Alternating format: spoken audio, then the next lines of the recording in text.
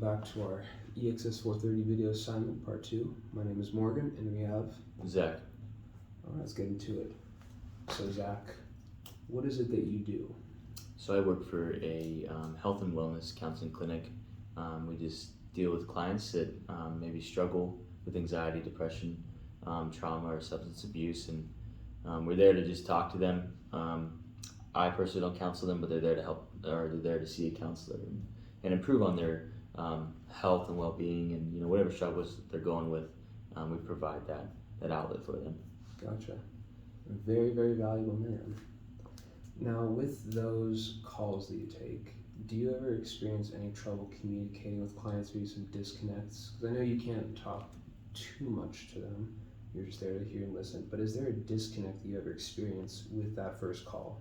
Yeah, absolutely. I mean, clients that are calling, it's already a big step for them. It could be frightening for them because maybe they've never seen a counselor, maybe they've never stepped into this field, and whatever they're dealing with, it's everybody's struggling with something. It's a whole new world for them. Exactly. Like you're kind of like the ferryman and kind of bring them in. Exactly. That went a little bit dark on accident. Yeah, exactly. Right. So with those struggles, what are some things that you do to kind of get around that disconnect, that call? So usually when I am talking to a client that's calling, maybe there's something really heavy on their heart, or they're just struggling, they're just talking, just kind of listen, and pay attention to them and just let them know I understand. Obviously my job is to talk to them first and schedule them with a counselor, but just being there and them talking, I know that's valuable for them because they're expressing how they feel, and that's already, a step in the right direction, regardless if I'm allowed to counsel them or not. I'm just listening to them and being there, because that's the main goal, is to be there for them and and help them. But when me and the client aren't really communicating well, we're not on the same page with things, just kind of just in a nice way, try to communicate and let them know we're here for you. We can get you in as soon as possible, whatever you need. Let us know. Well, that's good. It just sounds like you're a little limited given the framework you're allowed to operate in with HIPAA, because you're not certified, you're not licensed. But it's amazing you can do so much when you're only able to say so much. Yeah, exactly. So what made you choose this job? Because you clearly care about these people that you're not. You don't usually. Do you even get to meet them? Yeah, I mean, sometimes you don't always get to meet them because some clients don't come in. They do virtual. Okay. Sometimes in person. So you don't get to meet everybody, and that's okay.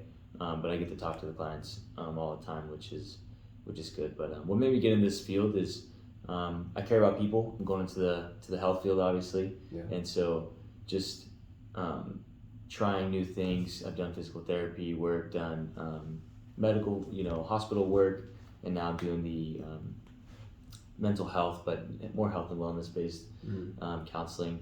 And so what made me want to get into it was just trying to learn different stuff about, or things about people, and how they just kind of working in different fields will help improve how I take care of future clients or future patients. Much more holistic in your treatment. Exactly. And so being able to connect with them and relate to them will help build that that rapport, that trust, and it'll in turn help me communicate with them better. Learning how counselors talk to them, or how to help people with heavy situations. And so just getting into the field, what made me really want to get into the field was just learn, and be a part of something that's a little bit more popularized, I think, today. The mental health field's getting a little more popular. So yeah, definitely been kind of brought into the mainstream. So people have been not making it more of an issue, but highlighting the importance of these issues. Exactly. So, remember you mentioned that you are very limited in what you can say and the amount that you do say to these people. So you really do have some solid people skills to go along with this. How did you come by these? So, just working in the medical field, just getting thrown in. You have no choice but to sink or swim. Yeah, exactly. You got to adapt right away. Because if you don't, then it's on to the next person. There will be somebody who can do that. But I've been working in the medical field for 2 years now, and so just having different conversations with people, working in a surgery center or pain management or counseling, you're dealing with way different kinds of people, and so you get to deal with all kinds of, angry people, frustrated people, people that are hurting, people that are, maybe in a dark place, and so just learning how to communicate with them by just having those conversations, Absolutely. and so, and then obviously looking up to supervisors and working under, higher up people and seeing how they communicate with the patients and how they kind of diffuse a situation, if there's something going on, or a patient's not happy with what we're providing, maybe the service provider, they're not happy with it. Really learning and watching, the managers and supervisors on how they take care of those certain situations is kind of come onto me in the way I, deal with stuff. And so just learning from under people and the more people you talk to, the more communication skills you're gonna have. And so, yeah, I think that's how I would say Absolutely. that. So it sounds, yeah, you definitely have a little bit of experience. Yeah. So the need for trust, especially in your line of work, is huge. With scheduling, you're there to listen.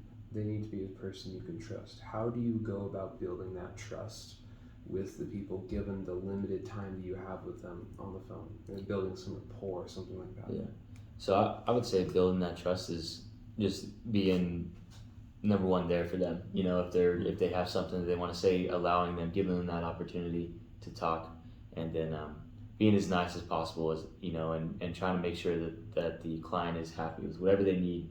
I'll be there, I'll help them, be really communicative, even when we're off the phone, as far as details they need, what can we do better to help them, bring them in, or just building the trust. It would just be being, like I said, being there and communicating with them, and really trying to relate to them, as far as everybody has struggles, we're here for you. Just making the calls is a big step, we're proud of you for that. Thank you. And so exactly, and so just always being there for them, and tell them, yeah, absolutely, come in, like we want you here, we want to talk to you, and get you whatever help you need, or if you just want to talk to somebody, absolutely, we can help you out with Absolutely. that. So Yeah, so last question. If there were more you could say to these people to make their experience better, what is one thing you would want to say to these people? I would want to say that